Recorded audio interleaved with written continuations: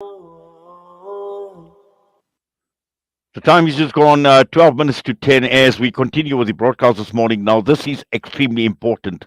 The next discussion, and we are talking about Narendra Modi. We are talking about his arrest probe gaining momentum, the Modi Docket.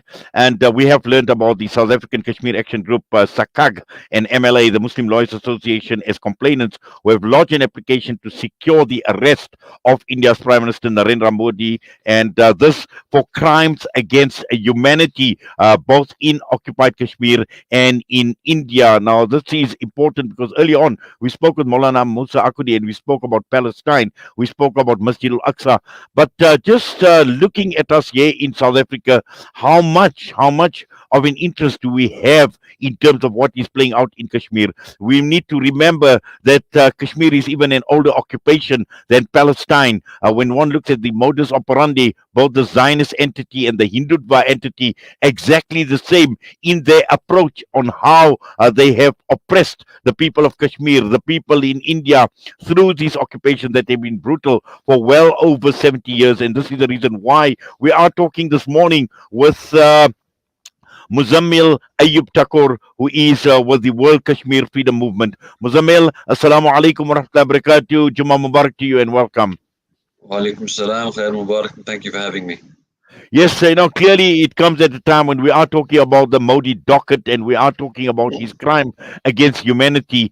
And the question that I had raised is there needs to be a lot more interest. There need to be a lot more people that are vocal to speak out against the Kashmiri issue, because the situation we know for well over 70 years, and you know it better than I do, it's a dire situation. And particularly when one looks at people like Narendra Modi, when one looks at the hate mongering, when one looks at the Hindutva ideology and what this has actually done for Kashmir and the Muslims in India. Absolutely right. One of the key points that I often try to make is that people need to understand that the current Hindutva regime is based on Nazi Germany. It's not far-fetched. This is not some kind of a theory that I have. It is within their own literature. While the world was fighting Nazi Germany in the 1920s, the RSS, the parent organization of the BJP, has started to create their own literature about what kind of India should be formed, and they called it Akhand Bharat. Now, Akhand Bharat is a pan-Hindu nation where they believe in this being the superior race. That superior race and that Akhand Bharat means a pan-Hindu nation beyond the current borders of India, beyond Pakistan, beyond Iran, all the way up to Saudi Arabia, to the extent that they call the holy Kaaba in Makkah Makkeshwar Mahadev Temple. I often argue that Kashmiris are the front-line defenders of the Muslim identity, because it is a hidden war that people are unable to see. What you see in Palestine is open and obvious. It is overt. In Kashmir, for 70 years, it has been covertly done.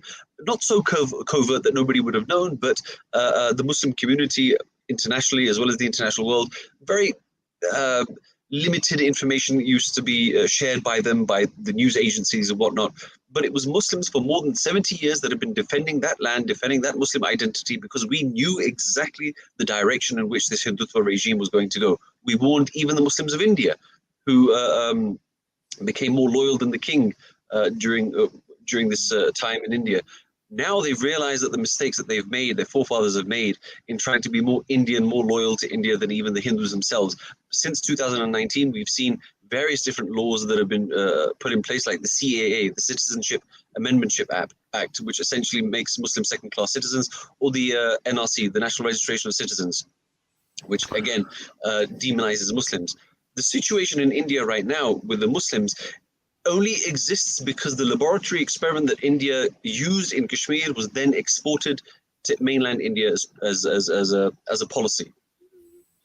Yes, definitely. And also, we talk about Kashmir as the forgotten genocide, because this is exactly what is unfolding. And sometimes people don't truly appreciate or truly realize the gravity of this genocide and what is actually truly playing out in Kashmir. And I'm sure, Muzzammil, you can articulate a lot of that in terms of the genocides, all the atrocities, the rapes of women, the disappearance of people, mass mass graves, all of that has been playing out so much for a very, very long time. It's just that people don't realize how severe and how dire this situation is.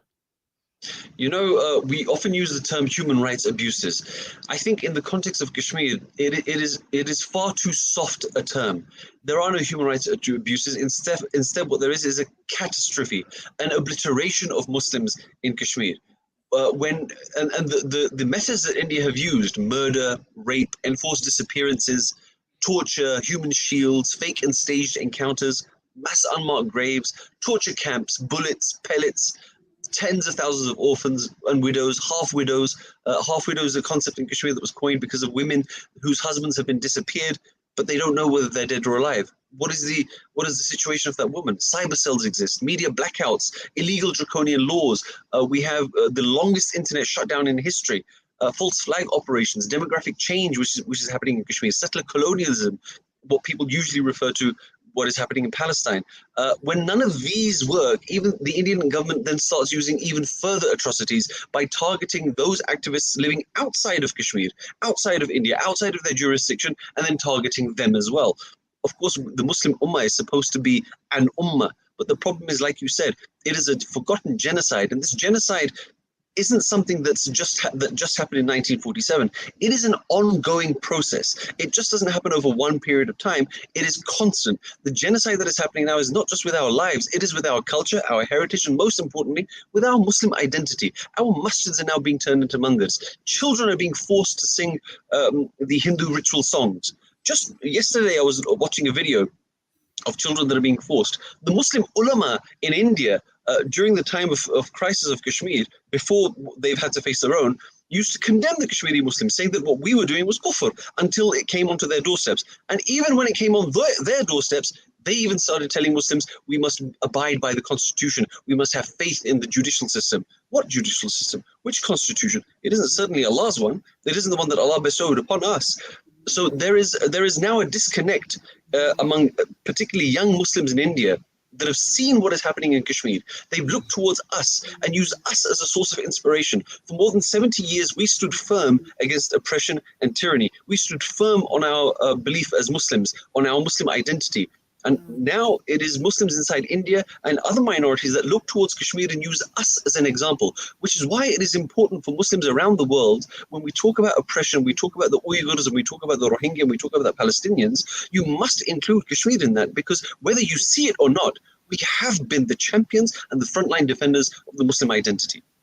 Yes, and also Muzammil, you speak about an ongoing process and an ongoing project as far as Hindutva is concerned, and to further the ideology, and to the extent where we've seen what has been playing out in India, we've seen what has been playing out recently out in the Haryana area, the killing of the imam, the burning of the masajids, the burning of Muslim businesses, but also not only limited to Muslims, but they've included Christians as well. So we can see this very, very clear, but all under the watchful eye of an entire world, the world political leadership, Muslim and non-Muslim, to the extent that someone like Narendra Modi gets red carpet treatment in America, he gets red carpet treatment in France, he gets red carpet treatment in the United Arab Emirates. Now, this is the honor that is bestowed upon a man who is a criminal, who is a murderer, who has got blood in his hands since Gujarat, being the chief minister in Gujarat, and also now being the Prime Minister of India.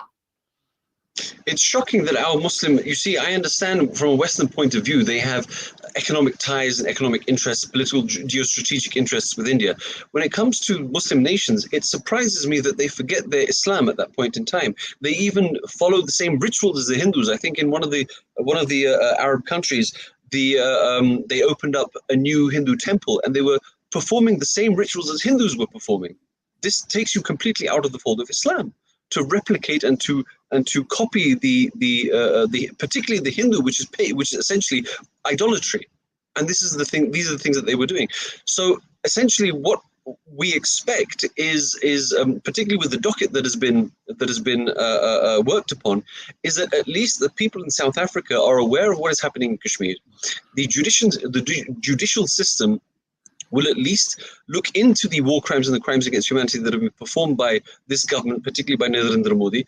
And hopefully, as last time he had this fear of coming to South Africa, whether he comes to again or not is irrelevant, but the point is that at least Muslims around the world can see that there are efforts being made by Muslims, regardless of the strength that they perceive that they have, whatever that power is, but they are making efforts to make sure that criminals do not go unchecked. At least that we can be a source of inspiration. The Muslims in South Africa particularly can be a source of inspiration for Muslims around the world that are facing persecution. Now, there is this hadith that says that when you see oppression or you see tyranny or you see evil, you must act against it. And if you can't act against it, speak against it. If you can't even do that, the least that you can do, the least level of iman, is to hate it in your heart. I say to you, I say to all the Muslims that our iman is not that weak that we can only hate it in our hearts. We can absolutely do something about it. So the work that has been done in regards to this docket is phenomenal. It is a source of inspiration for the Muslims of Kashmir, for even the Muslims inside India, and generally speaking, for Muslims around the world. It should inspire them that they can do more, they can be better. Well, it's encouraging to see, both the South African Kashmiri Action Group and the Muslim Lawyers Association are determined to ensure that Modi faces the full might of the law for these war crimes. And mentioned crimes against humanity, but that is very, very light in terms of what is actually happening.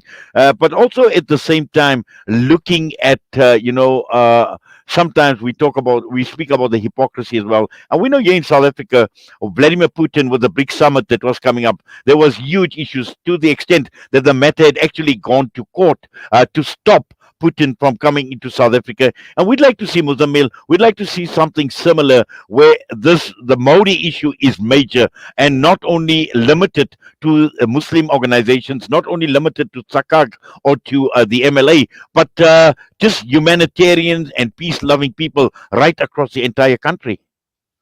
Of course, and in South Africa, who knows better about human rights abuses than the people of South Africa? The level of commitment and dedication, the efforts and the sacrifices that they had to make for their own struggles. I think the general people in South Africa, if we just put the Muslims to the side, they should be able to empathize and sympathize with the people of Kashmir, with the Muslims of India. They should be able to understand that Narendra Modi and the entire cabal in the BJP government, they should be held to higher authorities. And of course, whether they come to Muslim lands or not, and whether those Muslim lands make them accountable or not is a different subject altogether. But at least in South Africa, this South Africa should be the home. It should be the bastion of fighting for people's rights, considering how many atrocities and how many difficulties the people of South Africa have gone through, irregardless of whether they were Muslim or not.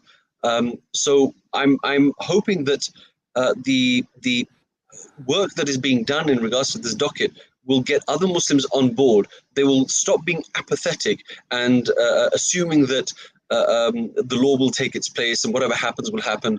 It does not happen without the effort of man. It does not happen without the effort of Muslims. And then after that, you leave it to Allah. But first, we must tie our camel. We must make that effort. Also, I think you speak about apathy, and I think one of the reasons why there is apathy is we don't talk enough about it. We don't provide sufficient information, and this is a sad part because we need to address this at multiple levels as media, as humanitarian journalism, which we obviously subscribe to here at Salam Media, but also other forms of Muslim media and other media in general, social media included. Is we need to be a lot more vocal. We need to be a lot more visible on this issue of Kashmir, Muzzammil. I hope so. I think. Maybe apathy for a lot of Muslims, they may feel that they are not apathetic to Muslim issues because they feel for the people of Rohingya, they feel for the Uyghurs, they feel for the Palestinians. But the problem is that the Muslim Ummah is not limited to just 3 places. It is not limited to 5 places. It is every single Muslim around the world. We don't believe in nationalism. We don't believe in so-called sovereign states. What we believe in is the right to practice our religion freely in the way that we deem fit, not a manufactured Islam that the way India wants us to follow.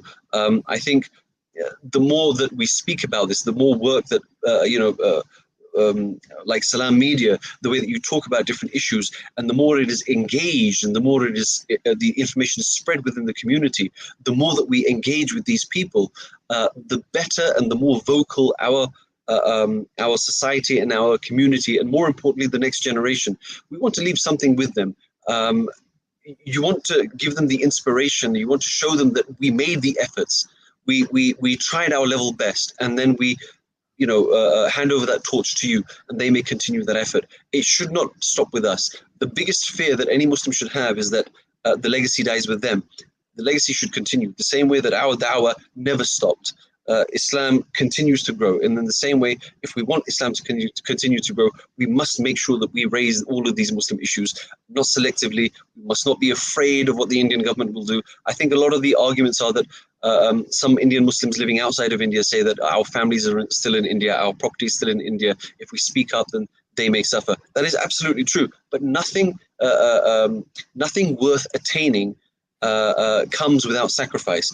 People like myself even suffer. I'm happy to accept that I live in privilege in the United Kingdom, but even people like me, let alone what happens in Kashmir, it is the worst form of violence that you can imagine. But even for someone like me that lives in the United Kingdom, even I have to suffer. The way that the Indian government try to suppress our voice is by targeting our families inside Kashmir. It is absolutely true. It happens. But if we stop talking, if we stop making our efforts, then it makes us as guilty as those people that are perpetrating those injustices. Yes, and I'm sure your visit to South Africa has been most welcome, and particularly by people like Yusha Tayyab, by Salman Khan, whom we've known for many many years at the forefront of the Kashmiri struggle, and also in terms of the value, through your knowledge, through your experience as well, in terms of preparing this docket to make sure that it stands up, and it's a docket that is going to be worthy of issuing this arrest warrant for Narendra Modi if and when he comes to South Africa. It's phenomenal work that they've done, and it doesn't happen overnight. These are brothers that have worked for days and nights, for weeks and months and years, with the support of their colleagues and their friends. And I think that it would be more powerful if the wider Muslim community contributed towards that, not just the work that's being done, but actually having that vision that yes, we can make a difference.